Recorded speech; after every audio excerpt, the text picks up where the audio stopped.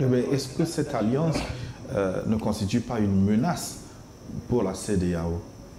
Vous savez, c'est plutôt l'intervention militaire envisagée par la CEDEAO qui constitue une menace directe pour la sécurité nationale du Mali, comme pour la sécurité des 3 pays de la région.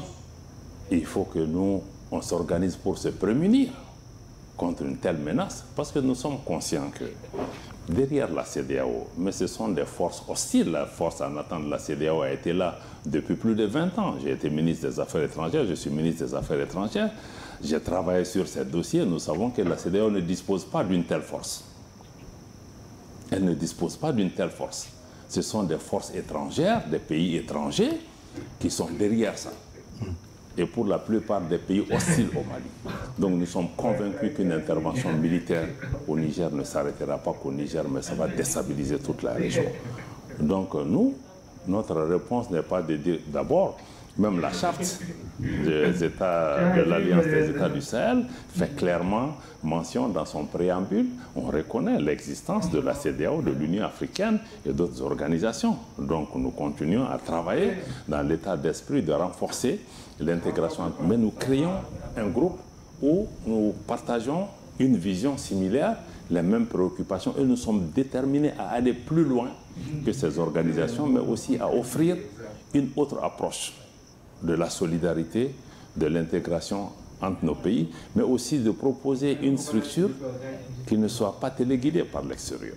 Je crois que ce sont ces éléments qui ont motivé. Donc ce n'est pas contre qui que ce soit. Mais si la CEDEAO perdure dans sa posture, est-ce que l'État gourmand va quitter la CEDEAO? Vous savez, comme le disent les anglophones, on va traverser le pont quand on va y arriver. Nous n'en sommes pas là, mais nous avons indiqué que toute intervention militaire de la CEDEAO contre un de nos pays va être consacrée automatiquement à la dislocation de l'organisation. Parce que ça cassera tout esprit d'intégration régionale. Je pense que les choses sont entre leurs mains. Donc nous, ce qu'on a mis en place, c'est pour pouvoir travailler ensemble entre nous.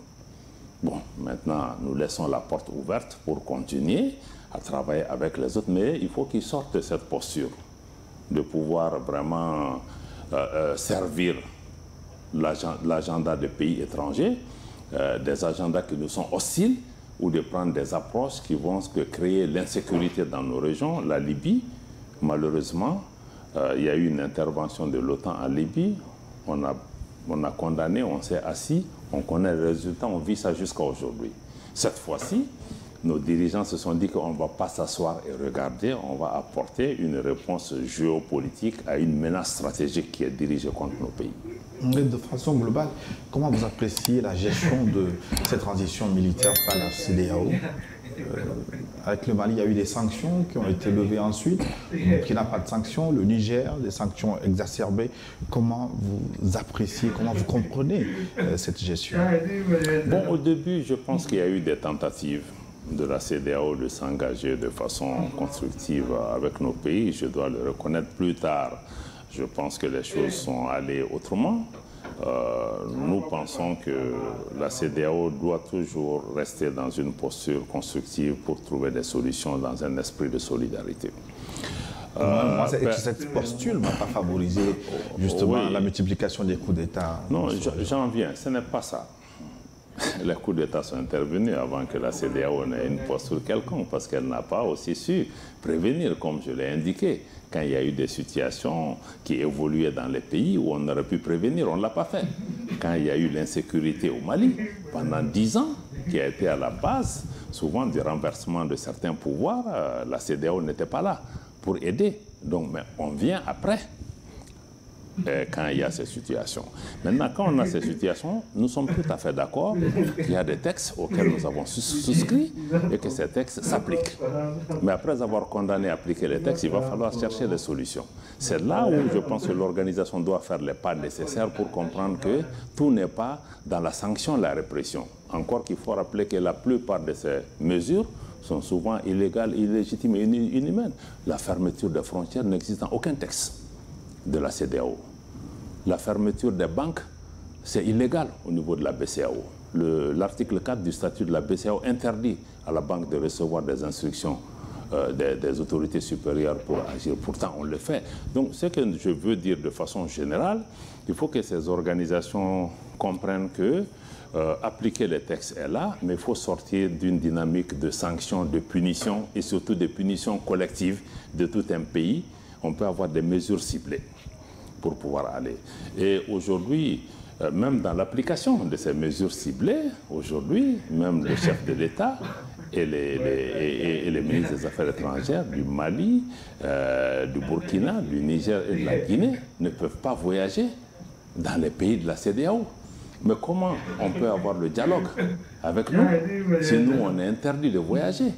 Mais si nous, on est interdit de voyager, eux aussi seront interdits de voyager chez nous. Donc ça nous amène dans une impasse dans le dialogue. Donc on comprend que les pays suspendus demeurent États membres et souvent sont obligés de payer leurs cotisations. Donc on reste dans une dynamique de pouvoir engager ces pays, de discuter. Il y a des feuilles de route qui sont négociées, acceptées, qu'on continue à évaluer ensemble ces feuilles de route, de regarder les difficultés, de voir comment cheminer ensemble. Moi, je pense qu'il faut être dans cette posture de penser que, bon, ce sont des régimes de tel ou tel qualificatif qu'il faut mettre à l'écart, qu'on ne veut pas faire la photo avec eux. Mais un pays peut décider, un chef d'État peut décider de ne pas faire la photo avec nous, mais on est dans la même région. La géographie nous impose d'être ensemble. Donc moi je crois qu'il faut aller au-delà de certaines de ces postures. Et c'est pourquoi nous apprécions cette posture, cette diplomatie autonome du Togo, qui a un sens de la sagesse africaine et qui comprend qu'il faut continuer à se tendre la main parce que ces situations-là sont conjoncturelles. Demain, nous allons probablement prendre notre place à part entière. C'est bon de ne pas créer des sentiments que nos populations ou nos dirigeants n'oublieront pas. Monsieur le ministre Abdoulaye Diop, nous allons terminer cet entretien exclusif avec la politique intérieure du Mali. On s'attend à l'organisation des élections dans les mois à venir. Vous les avez reportées. Quand est-ce que vous allez pouvoir tenir ces échéances électorales? Bon, je dois d'abord dire qu'il s'agit d'un léger glissement du calendrier qui est convenu. Naturellement, l'homme propose, Dieu dispose. Mais je dois dire que ce calendrier s'inscrivait dans le cadre d'un chronogramme d'ensemble pour faire un certain nombre de réformes politiques et institutionnelles devant conduire aux élections. Et beaucoup de ces réformes ont été déjà faites. Le code électoral a été revu. Une autorité indépendante chargée de la gestion des élections a été mise en place. Il y a eu une réforme administrative des circonscriptions territoriales pour pouvoir réorganiser ces circonscriptions pour la tenue des élections. Le fichier électoral a été revu.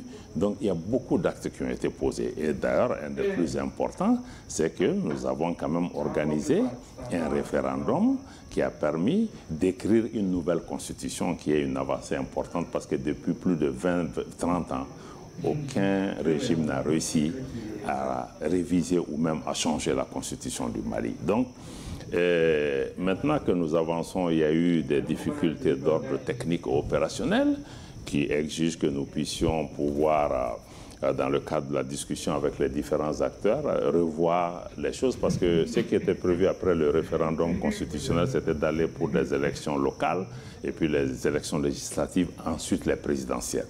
Et le processus était censé se terminer au mois de mars 2024. Maintenant, après les différents échanges et même la demande de certains acteurs de se focaliser sur la tenue de l'élection présidentielle et de décaler les autres élections, le président de la transition, avec le gouvernement, a accédé à cette demande et a focalisé en guise de bonne foi, parce que tous les acteurs ont dit que focalisez-vous sur le présidentiel, c'est le plus important. Et c'est ce que nous sommes en train de préparer. Naturellement, il y a quelques difficultés techniques qui sont là, dont notamment il y a des choses qui doivent être revues par rapport à l'adoption de la nouvelle constitution sur les délais à respecter entre les deux tours, sur aussi la révision du fichier électoral. Il y a aussi un contentieux avec la société chargée de gérer le fichier. Donc, ce sont ces questions pratiques qui ont nécessité un léger glissement du calendrier, mais je peux vous... Mais à mal, le calendrier de la CEDEAO, est-ce que vous allez pouvoir le respecter encore? Vous savez, il faut travailler dans la réalité. Je crois que ce qui est important, c'est la bonne foi, c'est l'engagement à réaliser des choses dans les délais. Mais vous savez aussi, comme les militaires le disent souvent aussi, c'est le terrain qui commande souvent. Parce qu'il y a des réalités intangibles qui sont là, qu'on essaye d'intégrer. Et comme je l'ai indiqué, même pour la tenue du référendum, il avait fait l'objet d'un léger décalage, mais il a été tenu dans les délais assez courts. Donc je peux vous donner l'assurance que nous travaillons à pouvoir mettre sur la table un nouveau calendrier et l'engagement est là pour un retour à un ordre constitutionnel apaisé et sécurisé, tenant compte de l'ensemble des paramètres sur le terrain, de la nécessité de maintenir le dialogue avec tous les acteurs concernés par cela. Moi, je crois qu'il ne faut pas aborder ces questions de façon idéologique ou religieuse, mais nous sommes des acteurs, nous travaillons à pouvoir faire les choses de manière réussie, mais aussi de manière durable. Mais vous ne craignez pas le bâton de la CEDEAO si jamais vous extrapolez, vous allez au-delà du délai qui vous a été consenti? Vous savez, ce que nous craignons, c'est le bâton des Maliens. Pour nous, le plus important aujourd'hui, c'est ce que pensent les Maliens, ce que souhaitent les Maliens. La CEDEAO, nous allons continuer à dialoguer, comme les éléments que nous vous donnons, c'est les mêmes éléments que nous partageons avec la CEDEAO, en comprenant qu'un pas important a été fait. Beaucoup d'observateurs objectifs comprennent qu'il y a eu des avancées importantes par rapport à la transition du Mali, sa vision, les objectifs. Bon, il y a des événements, il y a des choses qui se passent dont il faut tenir compte, même dans ces pays. Il se passe ce type de situation.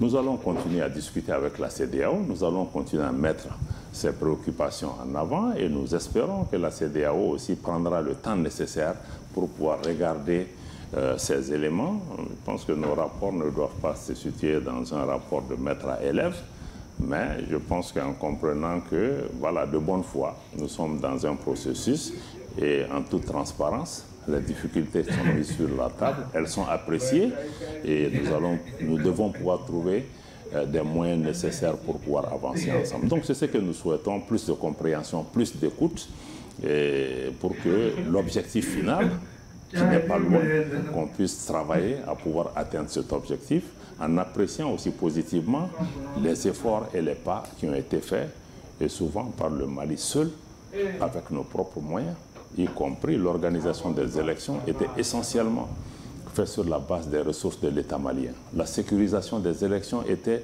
totalement par l'État malien, y compris les moyens logistiques déployés par les forces de défense et de sécurité. Donc je pense que tous ces paramètres doivent pouvoir être intégrés dans l'analyse finale de nos partenaires, que ce soit la CEDEAO, l'Union africaine ou les Nations Unies, mais en premier lieu, nous sommes comptables devant les Maliennes et les Maliens. En 2024, cette élection va avoir lieu, l'élection présidentielle. J'ai indiqué qu'il y a un léger glissement.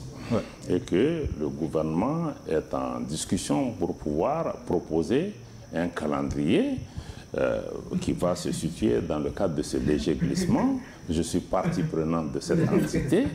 Le gouvernement fera une communication en temps opportun sur cette question. En tout état de cause, vous n'irez pas au-delà de 2024?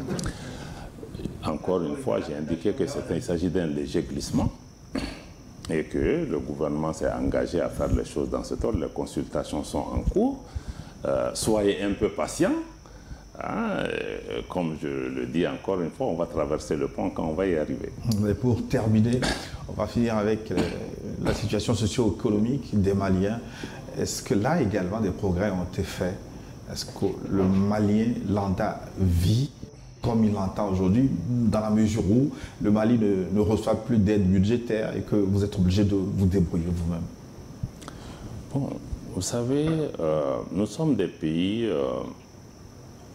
qui ont vécu dans beaucoup d'adversités, beaucoup de difficultés. Aujourd'hui, c'est un miracle que l'État malien puisse continuer déjà à assurer la paix et la sécurité dans le pays, presque seul, avec presque toutes les aides extérieures qui sont coupées. Cela ne nous a pas empêchés de pouvoir avancer. Il est vrai que le fait de ne pas bénéficier de certaines aides est vraiment un manque à gagner important. Mais en même temps, le gouvernement aussi a fait des efforts et des sacrifices importants en essayant de faire des économies budgétaires, en essayant de renoncer à certaines missions, à certaines dépenses qui ne nous paraissent pas utiles pour se focaliser sur l'essentiel. Et pendant ce temps, le gouvernement aussi accorde beaucoup aujourd'hui de subventions sur les denrées de première nécessité, sur les hydrocarbures. Il y a des efforts qui sont faits. La vie est difficile, je dois le reconnaître, mais je dois aussi saluer le sacrifice des Maliens dans ces périodes difficiles et aussi leurs attentes vis-à-vis du gouvernement, quelles que soient les situations, de pouvoir faire les efforts. Mais nous sommes aussi dans une conjoncture mondiale qui n'est pas facile, même pour les pays les plus fortunés. Mais chacun regarde midi à sa porte. Donc je dois dire que la situation est difficile. Le gouvernement fait de son mieux dans le cadre des moyens dont nous disposons. Et aujourd'hui, il y a des stratégies aussi au niveau du Mali pour pouvoir générer des ressources en utilisant nos matières premières, en essayant d'avoir plus de transparence dans la gestion de ces ressources naturelles qui peut permettre à l'État aussi de dégager plus de ressources parce que nous ne devons pas continuer à compter sur les ressources qui viennent des autres. Il est possible aussi de regarder en interne et de voir aussi qu'est-ce qu'on peut générer dans la durée. Le code minier a été revu pour pouvoir augmenter le contenu local. C'est vrai qu'il y a plus de Maliens dans ce secteur, mais aussi pouvoir générer plus de ressources à l'État. Donc je pense qu'il faut aussi regarder même la mobilisation des ressources internes. Donc il y a des niches aujourd'hui pour nos pays, de ne pas rester juste dans des schémas de main tendue parce que bon, ceux qui donnent, ils donnent aujourd'hui, demain ils peuvent ne pas donner. Donc la situation, je peux la résumer vraiment ainsi, en saluant vraiment l'effort des Maliens de continuer à tenir la tête hors de l'eau, dans la dignité, malgré les adversités, parce que nous sommes un vieux pays, un pays digne, un pays qui va avancer malgré les prédictions. Apocalypse des uns et des autres. Je suis certain que le Mali éternel restera et continuera à jouer son rôle avec ou sans nous d'ailleurs.